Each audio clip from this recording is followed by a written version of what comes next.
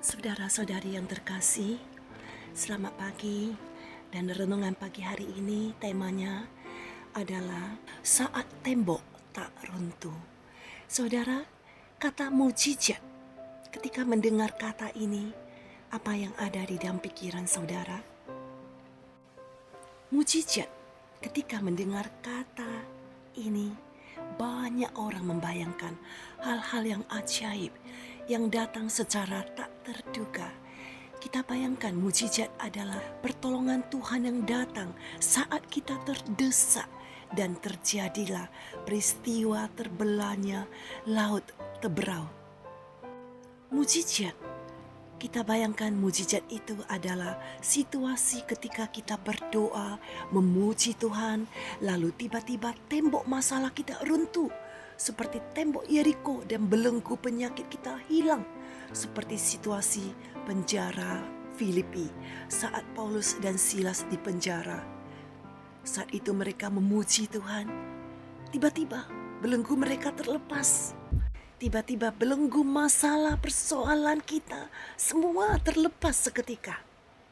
Namun saudara, bagaimana dengan peristiwa yang ada di dalam Lukas 5? Lukas pasal 5 ayat yang ke-17 sampai ke-26. Di sana ada seorang yang lumpuh yang membutuhkan kesembuhan. Dan kita saat itu mereka tidak bisa masuk karena begitu banyak orang yang ada di dalam. Bagaimana mereka bisa mencapai Tuhan Yesus untuk mengalami mujizat saat itu? Kita bayangkan posisi si lumpuh ada di depan dari rumah itu, tidak bisa masuk. Akhirnya apa yang terjadi? Mereka membongkar atap.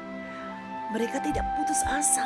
Ada keempat teman mencoba menurunkan si lumpuh dari atas atap. Mereka tidak putus asa untuk menjumpai Yesus. Coba kembali kita bayangkan bagaimana peristiwa itu di dalam Injil Lukas 5 ayat yang ke-17 dan sampai ke-26. Lukas 5 ayat 17 sampai 26. Saya akan membacakannya. Judul perikop di sana, orang lumpuh disembuhkan. Ayat yang ke-17.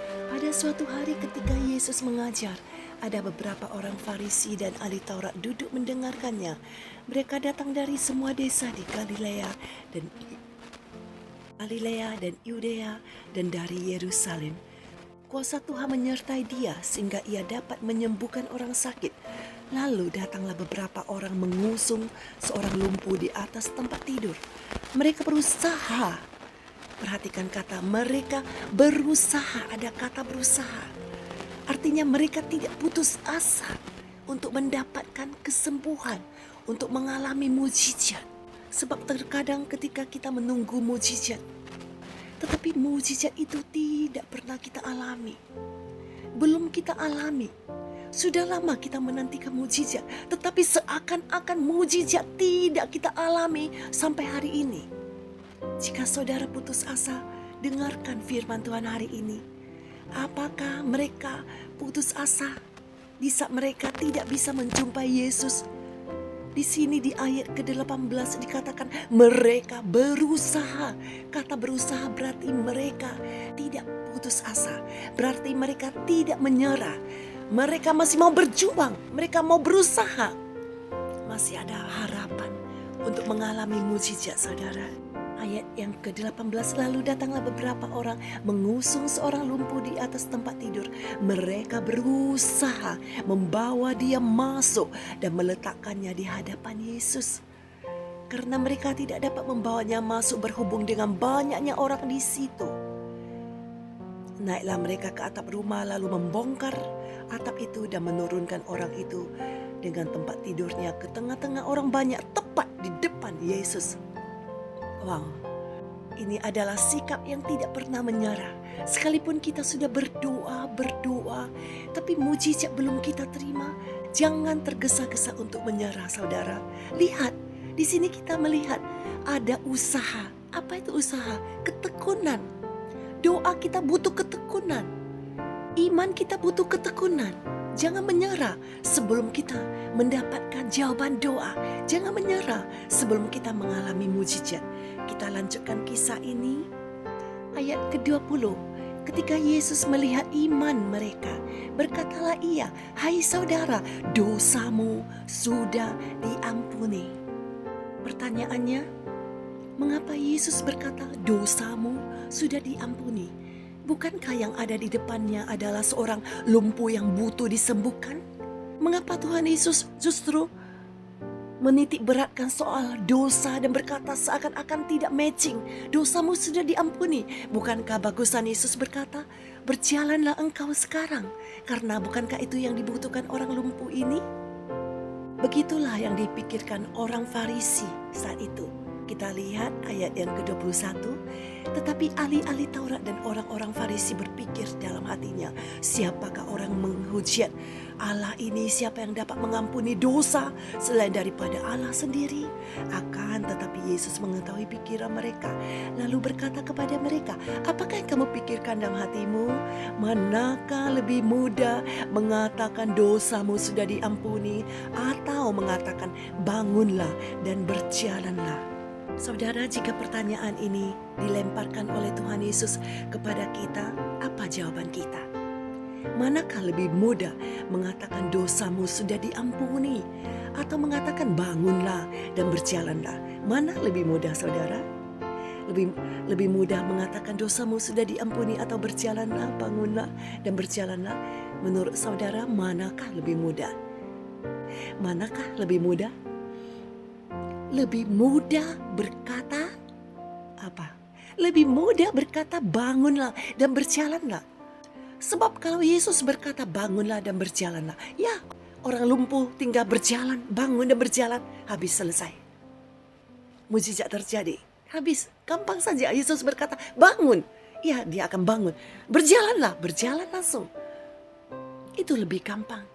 Tetapi kalau Yesus berkata dosamu sudah diampuni, itu bukan hal yang mudah. Kalau Yesus berkata dosamu sudah diampuni, maka Yesus harus naik ke atas kayu salib. Yesus harus mengalami via dolorosa, jalan penderitaan. Ia harus disiksa, ia harus dicambuk, ia harus dimahkotai duri, dipaku, disalibkan, ditikam lambungnya. Barulah dosa manusia diampuni.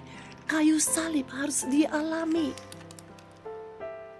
Itu sebabnya kalau Yesus berkata dosamu sudah diampuni, karena hanya dialah yang dapat menebus dosa manusia. Hanya dialah yang dapat mengampuni dosa-dosa manusia. Akar persoalan kita sesungguhnya bukan masalah yang di depan mata, saudara. Tetapi di balik masalah yang terjadi, biarlah kita introspeksi diri kita. Apakah ada dosa yang menyebabkan sesuatu terjadi? Apakah ada dosa yang menyebabkan sakit penyakit? Apakah ada pelanggaran yang kita lakukan sehingga menimbulkan sebuah masalah, persoalan terjadi dalam hidup kita? Itu sebabnya Yesus berkata, Yesus mencari dulu masalah akar. Masalah itu adalah dosa. Yesus ampuni dosanya terlebih dulu. Dan persoalan berjalan mujizat itu bukan sesuatu yang sukar. Karena itu biarlah kita bereskan dulu dosa kita. Apakah yang masih menjadi dosa yang masih kita simpan, kita bawa ke hadapan Tuhan, kita mohon pengampunan dari Tuhan. Kita berdoa, Tuhan ampuni dosaku, ampuni. Kita datang kepada Tuhan memohon pengampunan dari Tuhan. Sebab ia sudah mati bagi kita, ia sudah mengampuni dosa kita. Jika kita mengakui dosa kita semuanya, Tuhan ampuni. Dan jika sudah Tuhan ampuni dosa kita, mujizat terjadi. Apapun yang menjadi, doamu dijawab. Masalahnya menjadi penghalang doa kita dijawab Tuhan adalah dosa kita. Karena itu hari ini kita datang kepada Tuhan. Kita katakan pada Tuhan, di bagian ini saya masih menyimpan dosa ini. Tuhan, hari ini aku akui di hadapan-Mu, ampuni aku dan bebaskan aku dari bagian dosa ini. Bebaskan aku dari belenggu dosa mengikat aku di bagian di sisi ini ya Tuhan. Maka percayalah, kita akan mengalami mujizat yang selama ini masih kita nanti-nantikan. Di hari Paskah ini, kuasa kebangkitan Tuhan mampu mengerjakan mujizat dalam hidupmu. Asalkan kita introspeksi diri kita, datang kepadanya, mengakui di hadapannya. Kita kembali kepada Lukas pasal yang kelima, sekarang ayat yang ke-24.